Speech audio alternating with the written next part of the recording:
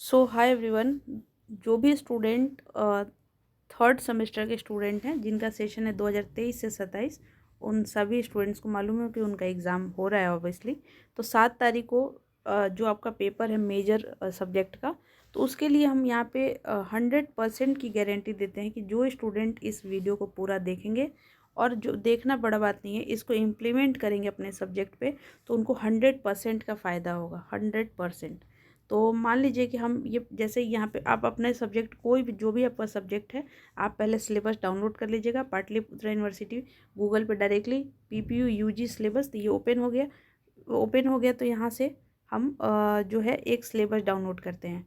जैसे मान लीजिए यहाँ पे हिस्ट्री का, तो हिस्ट्री का ये आप लोग को मालूम होना चाहिए कि जो नीचे वाला है मतलब थर्ड वाला है 1 2 3, तो 3 वाले में आपको थर्ड और फोर्थ का सिलेबस दिया हुआ है, हर सब्जेक्ट का दिया हुआ है। तो ये कोई भी शिकायत नहीं करेगा कि मेरे सब्जेक्ट का नहीं है, जो भी सब्जेक्ट का है आप सिलेबस ओपन करिए और इस तरह से आप अपना जो भी हम बता रहे हैं उसको इम्प्लीमेंट करिए, बिल्कुल हेल्प मिलेगा। ठीक है, तो यहाँ पे हिस्ट्री का हम डाउनलोड करते हैं, डाउनलोड होने दीजिए इसको।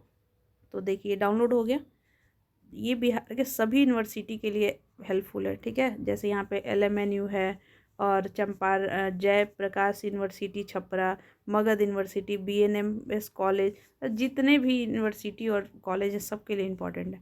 तो ऐसे देख रहे हैं हम पाटलिपुत्रा यूनिवर्सिटी में जो 7 तारीख को एग्ज़ाम होने वाला है। तो देखिए यहाँ पे देखिए आप लोग पहले MJC 3 का तो एग्ज़ाम हो गया आपका। अब MJC 4, ठीक है, इसका पेपर होने वाला है। यहाँ पे ऐसे देखिए, एक सेकेंड। तो देखिए यहाँ पे ये जो आप ये वाला जो है MJC 4 यानी कि मेजर कोर्स 4, यानी कि ये आपका सिलेबस है। ठीक है, तो लेट एज्यूम कि कोई भी आपका सब्जेक्ट है उसका आप सिलेबस ऐसे ओपन कर लिए। सिलेबस की बात कर रहे हैं उन सारे स्टूडेंट्स को जो बिल्कुल अच्छे से एग्ज़ाम दे रहे हैं और खुद के भरोसे पे खुद से पढ़ाई करके जा रहे हैं। तो मान लीजिए कि यहाँ पे इतने सारे टॉपिक दिए हैं, तो हमको कैसे मालूम चलेगा कि क्या आ सकता है एग्ज़ाम में।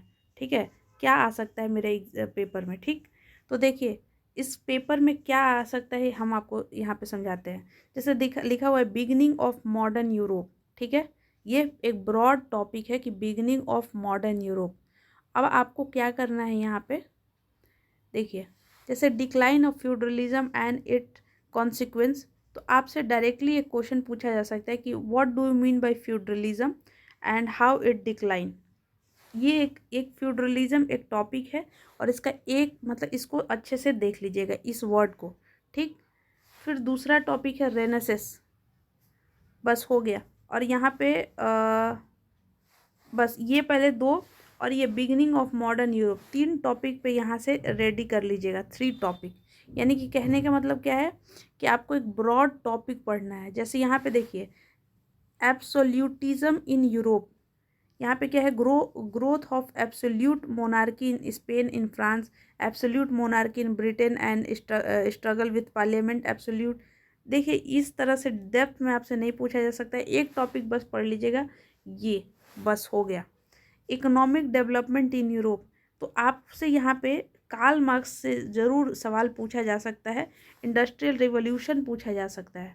ठीक है, फ्यूडरल इकोनॉमिक, 3 टॉपिक यहाँ से। ठीक है, उसके बाद देखिए the age of enlightenment and scientific revolution, तो आप लोग को मालूम होगा कि जो यूरोप है वहाँ पे इनलाइटमेंट साइंटिफिक रिवॉल्यूशन, तो ये इम्पॉर्टेंट टॉपिक है, ये इम्पॉर्टेंट टॉपिक है।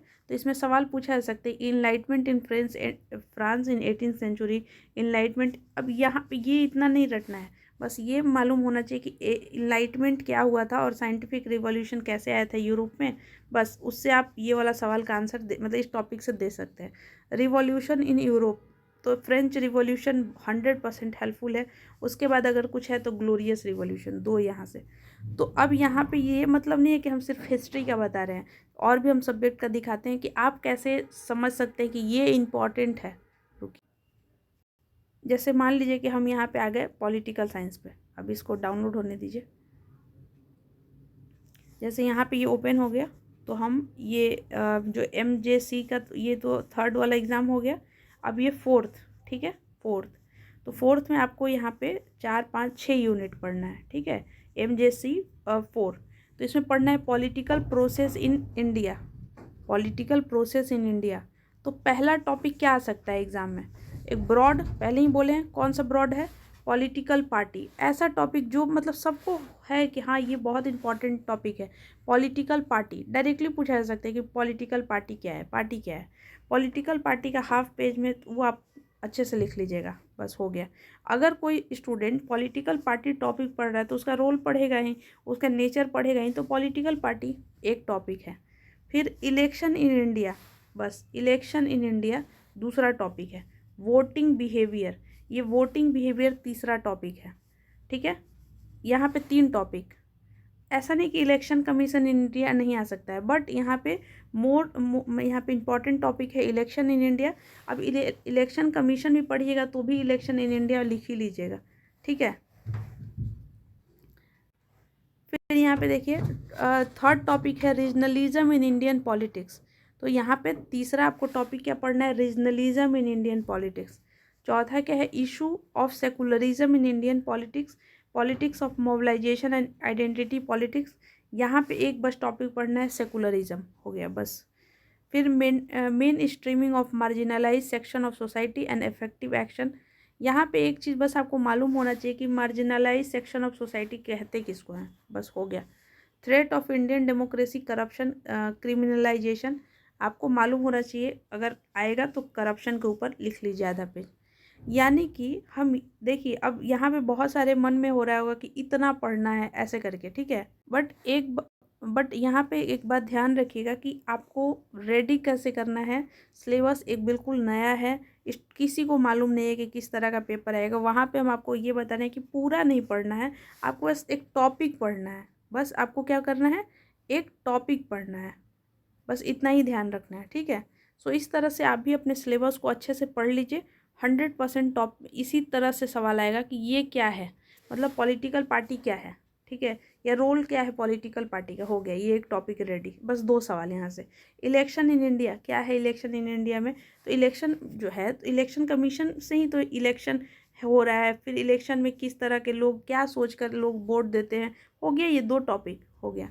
रीजनलिज्म इन इंडिया, अब ये तो नहीं कह रहे कि पॉलिटिक्स ऑफ सेक्सेशन पढ़िए, ये पढ़िए, नहीं, ये सब नहीं। रीजनलिज्म इन इंडिया एक पेज का नोट्स है, या यूट्यूब से है, गूगल से है, देख लीजिए, हो गया, ठीक है। तो इस तरह से आपको अपना जो सिलेबस के अनुसार रेडी करना है। और जो भी स्टूडेंट अभी भी वो सारे स्टूडेंट हैं जो गेस्ट पेपर लेके पढ़ रहे हैं, मोबाइल से लिख रहे हैं, चोरी कर रहे हैं, प्लीज़ बंद करिए, भूलिए मत। बहुत सारे स्टूडेंट हैं इसमें से जो फर्स्ट और सेकेंड सेमेस्टर में ऑलरेडी प्रमोटेड या फेल या एब्सेंट होते होते बचे हैं, ठीक है। तो दोबारा मत बचिए, मतलब दोबारा मतलब ऐसा चांस ही मत लाइए कि फ़ेल होना पड़े, या जो भी तकलीफ़ हो। आपको सिलेबस दिया गया है, इस सिलेबस को अच्छे से पढ़िए।